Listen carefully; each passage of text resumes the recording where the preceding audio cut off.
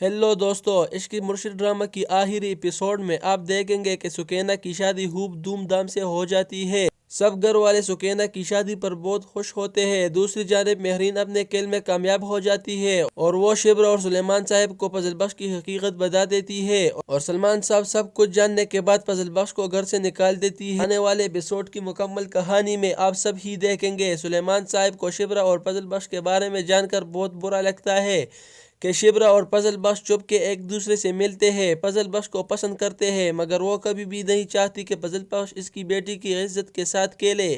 वो बहुत सीधा इंसान है। अगर फजल बख्श शिब्रा को पसंद करता है तो इसे सही तरीके से अपने माँ बाप को बेचकर रिश्ता मांगना चाहिए और शिब्रा से शादी करना चाहिए। सुलेमान साहब अफेयर्स के बहुत खिलाफ होते हैं, इसलिए इनके दिल में फजल बख्श के लिए जो जगह थी वो जगह अब फजल बख्श को रहा है। मगर दूसरी जानिब सुकैना की शादी की डेट फिक्स होती है और वो नहीं चाहती कि शादी से पहले वो कुछ ऐसा वैसा करे जिससे सुकैना की शादी में कोई मसला बने, तो वो खुद को कंट्रोल करते हैं। दोस्तों, बात ये है कि फजल बख्श को अभी इस बात का एहसास हो जाता है और अब फजल बख्श भी यही चाहता है कि एक दफ़ा सुकैना की शादी हो जाए तो वो अपनी हकीकत खुद सबको बताएगा। इसी दौरान सुकैना की शादी का दिन भी आ जाता है।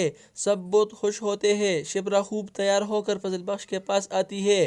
फजल बख्श पहली दफ़ा शिब्रा को इतना तैयार होते देखकर बहुत एक्साइटेड होता है। दोनों एक दूसरे से प्यार भरी बातें करते हैं। फजल बख्श और शिब्रा के साथ साथ सब घर वाले सुकैना की शादी में नाच रहे होते हैं। सब ठीक चल रहा होता है।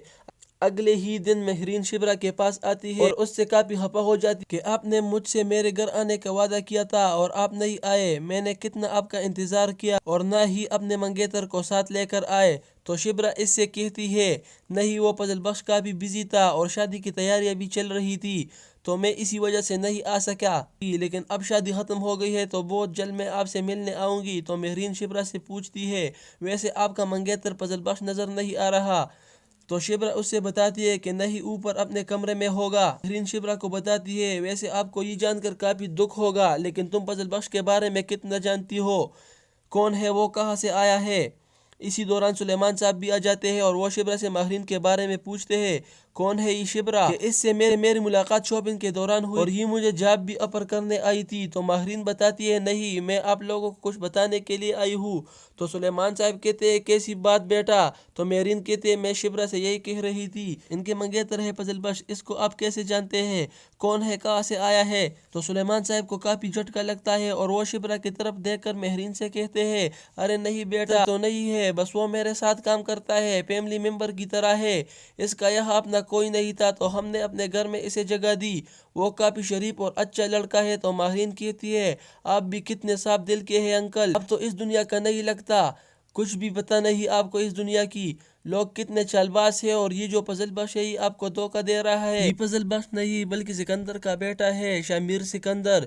ये बात जानकर तो सुलेमान साहब के पाँव के नीचे से जमीन खिसक जाती है। वो कहते हैं ये क्या कह रही हो तुम, शामिर सिकंदर और मेरे घर में। सुलेमान साहब गुस्से से फजल बख्श के रूम में जाते हैं और इससे पूछते हैं क्या तुम शामिर सिकंदर हो, फजल बख्श सच बताना। तो फजल बख्श उन्हें बताने की कोशिश करते हैं कि देखे मैं आपको बताने ही वाला था।